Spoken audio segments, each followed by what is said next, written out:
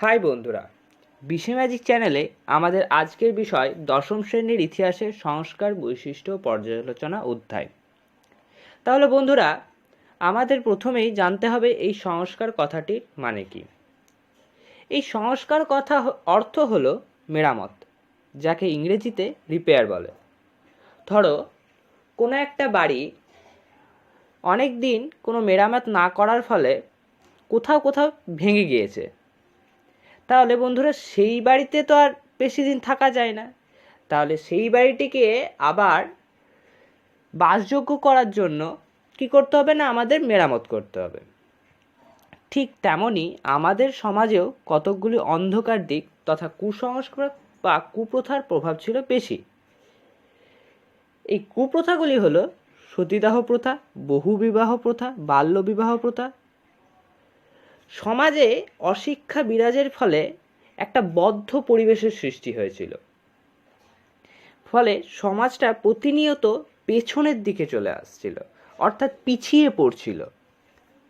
ঠিক এই সময় সমাজের এই কুদিকগুলি দূর করার জন্য কয়েকজন মহাপুরুষ, যাদের মধ্যে উল্লেখযোগ্য হলেন রাজা রামমোহন রায়, ঈশ্বরচন্দ্র বিদ্যাসাগর, রবীন্দ্রনাথ ঠাকুর, সমাজে উদ্যোগী হন ও তাদের মিলিত প্রচেষ্টার ফলেই এই সমস্ত সামাজিক কুপ্রথা দূরীভূত হয়। তারা সমাজে নিয়ে আসেন পাশ্চাত্য শিক্ষা বিস্তার, আধুনিক মানসিকতা, উন্নত দৃষ্টিভঙ্গি প্রভৃতি নতুন নতুন বিষয়। সেই সময় বাংলায় বিভিন্ন সংবাদপত্র, সাহিত্য, সাময়িক পত্র ইত্যাদিরাও এই সমাজ সংস্কারে সাহায্য করেছিল। আমাদের এই পাঠ্যসূচি অনুযায়ী আমরা কিছু সংবাদপত্র ও গ্রন্থ সম্বন্ধে আলোচনা করব, যারা এই নতুন সমাজ গড়ে তুলতে বিশেষভাবে ভূমিকা পালন করেছিল। এইসব অন্ধকার দিকগুলোর জন্য অষ্টাদশ শতককে অন্ধকার যুগ বলা হয় এবং নতুন যুগের আবির্ভাব ঘটে 19 শতকে, অর্থাৎ ঊনবিংশ শতকে। আমরা আমাদের পাঠ্যসূচি অনুযায়ী যে বিষয়গুলি সম্বন্ধে আলোচনা করব তা হলো সংস্কার, নবজাগরণ, বিশেষভাবে উল্লেখযোগ্য যে দুটি পত্রিকা, বামাবোধিনী পত্রিকা, হিন্দু প্যাট্রিয়ট পত্রিকা, এছাড়াও তৎকালীন সমাজের কাহিনী নিয়ে রচিত বিভিন্ন গ্রন্থ। তাদের মধ্যে উল্লেখযোগ্য হলো হুতুম প্যাঁচার নকশা, নীলদর্পণ নাটক ও গ্রামাবর্ত প্রকাশিকা সভা ও তার বিশেষ মুখপত্র গ্রামাবর্ত প্রকাশিকা নামক পত্রিকা। সংস্কার, এই সংস্কারকে আবার তিনটি ভাগে ভাগ করা হয়: শিক্ষা সংস্কার, সমাজ সংস্কার, ধর্ম সংস্কার। 19 শতক। 19 শতকে বাংলার সমাজে গতিশীলতার সৃষ্টি হয়। এই সময় নতুন শাসন কাঠামো শুরু হয় ইংরেজদের, নতুন আইনবিধি চালু হয়, নিরপেক্ষ বিচার ব্যবস্থা ও ছাপাখানা গড়ে ওঠে, বেসরকারি ও সরকারি উদ্যোগে পাশ্চাত্য শিক্ষা চালু হয়, মিশনারিরা খ্রিস্ট ধর্ম প্রচার করে, চিকিৎসাবিদ্যা শেখানোর জন্য 1835 খ্রিস্টাব্দে কলকাতা মেডিকেল কলেজ গড়ে ওঠে, শিল্প কারখানা, রেল ও টেলিগ্রাফ ব্যবস্থা চালু হয়। ফলে আর্থিক ব্যবস্থার ওপর হাত ধরে সমাজে একটা নতুন শ্রেণীর সৃষ্টি হয়, যা মধ্যবিত্ত শ্রেণী নামে পরিচিত। এই সময় সমাজে নগরায়ন শুরু হয়, অর্থাৎ বঙ্গদেশে এক নতুন যুগের বা উন্নত যুগের আবির্ভাব হয়। তাই ঐতিহাসিকগণ এই যে নতুন যুগ কেই নবজাগরণ, অর্থাৎ নতুন যুগের জাগরণ, বা নব অর্থাৎ নতুন, জাগরণ কথার অর্থ জাগৃত করা, নতুন সমাজ গড়ে ওঠে এই 19 শতকে।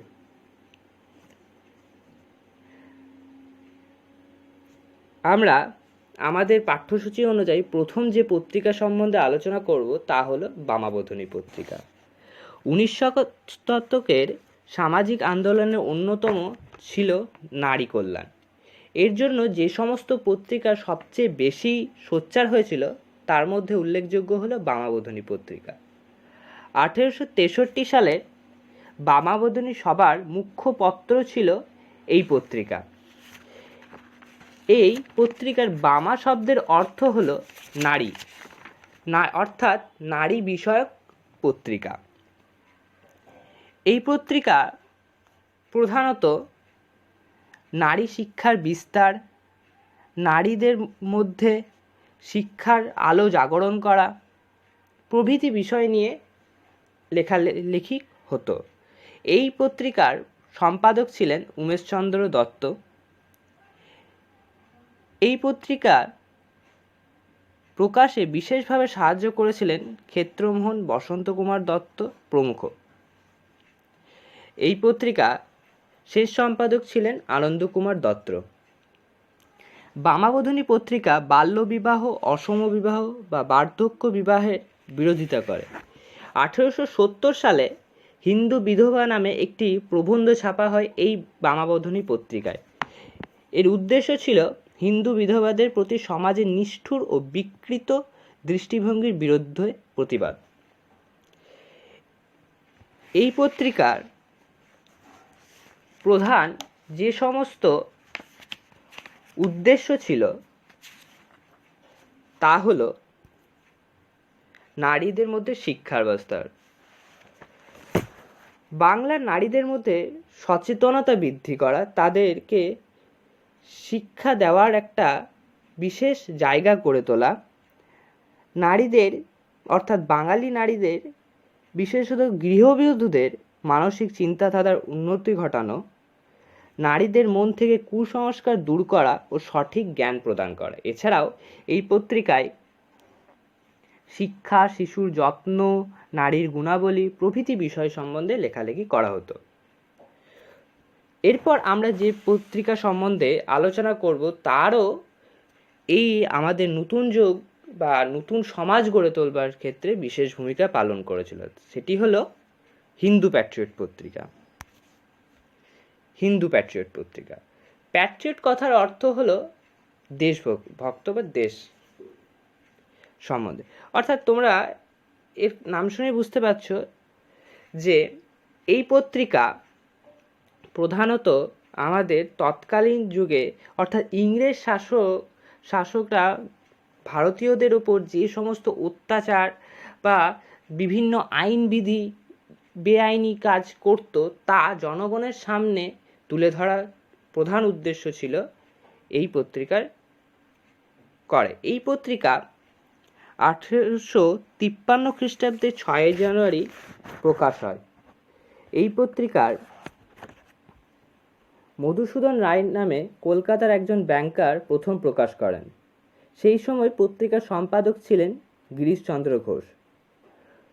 পরবর্তীকালে হরিশ্চন্দ্র মুখোপাধ্যায় এবং তাকেই প্রথম সম্পাদক হিসেবে চিহ্নিত করা হয়। তিনি এই পত্রিকার প্রকাশনা ভার ওঠান। 1892 সালের পর থেকে দৈনিক পত্রিকা হিসাবে লাভ করলেও এই পত্রিকার প্রকাশনার প্রথম পর্বে একটি ইংরেজি সাপ্তাহিক পত্রিকা ছিল। এই পত্রিকার আরেকটি প্রধান উদ্দেশ্য হলো দরিদ্র চাষিদের ওপর নীলকর সাহেবদের অত্যাচারের বিষয়ে লেখা এবং তা সম্বন্ধে বিরোধিতা করা। এছাড়াও নারী শিক্ষার প্রসারে জনমত গড়ে তোলা, হিন্দু বিধবাদের পুনর্বিবাহের পক্ষে সংস্কারকদের সমর্থন করা, যেটা আমি আগেই বললাম, ব্রিটিশ সরকারের অন্যায় নিয়ম বিরুদ্ধ কাজগুলি জনগণের সামনে তুলে ধরা প্রভৃতি। এই পত্রিকায় সমাজের যে রূপ ধরা পড়েছিল তার মধ্যে হলো কৌলীন্য প্রথা, বহুবিবাহ প্রথার বিরুদ্ধে বিভিন্ন লেখালেখি প্রবন্ধ, এছাড়াও নারী শিক্ষা ও বিধবাদের বিবাহের পক্ষেও প্রচার চালানো হয়। দরিদ্র ভারতীয় কৃষকদের ওপর কর ভার, শোষণ, কৃষকদের প্রতিবাদ, বিক্ষোভ, বিদ্রোহ, তাদের দারিদ্র্য প্রভৃতির কাহিনী এই পত্রিকা তুলে ধরে। তাহলে এই পত্রিকার মধ্যে তৎকালীন সমাজে যে সমস্ত বিষয়গুলি ধরা হতো, অর্থাৎ ব্রিটিশ সরকার কর্তৃক যে দমন নীতি, ভারতীয়দের ওপর অত্যাচারের কাহিনী, তাই এই পত্রিকায় লেখালেখি করা হতো।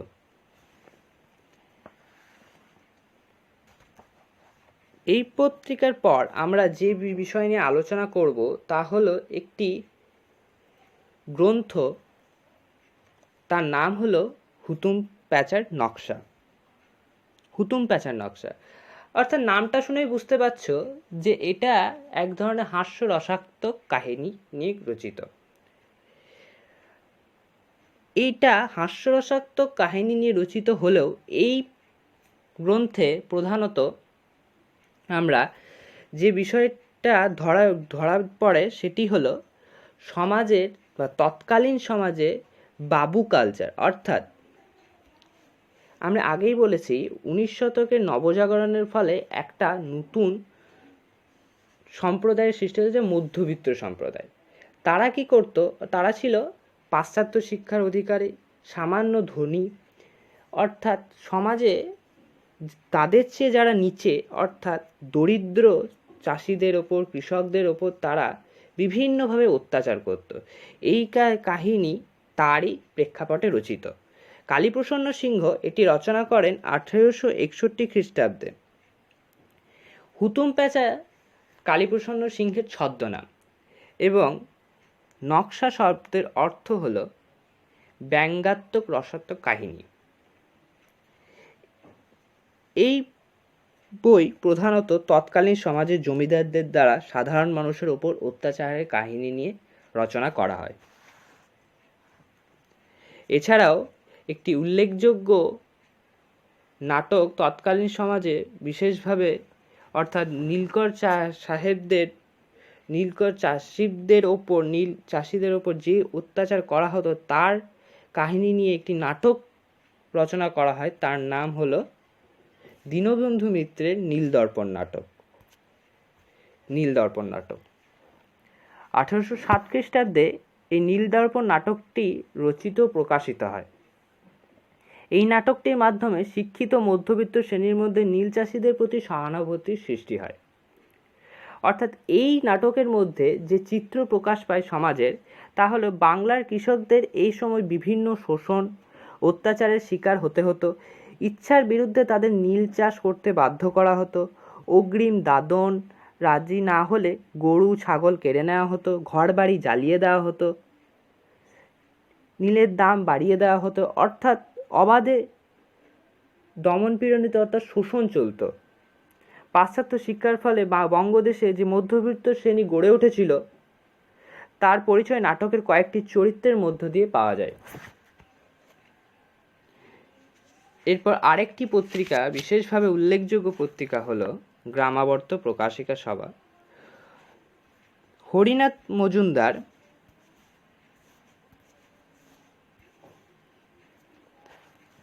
1863 খ্রিস্টাব্দে কুষ্টিয়া জেলার কুমারখালী থেকে এই মাসিক পত্রিকাটি প্রকাশ করতেন। হরিনাথ মজুমদার প্রধানত কাঙাল হরিনাথ নামে পরিচিত। এই পত্রিকায় প্রধানত সুদখোর মহাজন, নীলকর জমিদার কর্তৃক কৃষক শোষণের তথ্যভিত্তিক সংবাদ এই পত্রিকায় প্রকাশিত হতো। পত্রিকায় সাহিত্য, দর্শন ও বিজ্ঞান বিষয়ক লেখা থাকত। নারী শিক্ষা প্রসারেও এই সংবাদপত্র বিশেষ ভূমিকা পালন করে।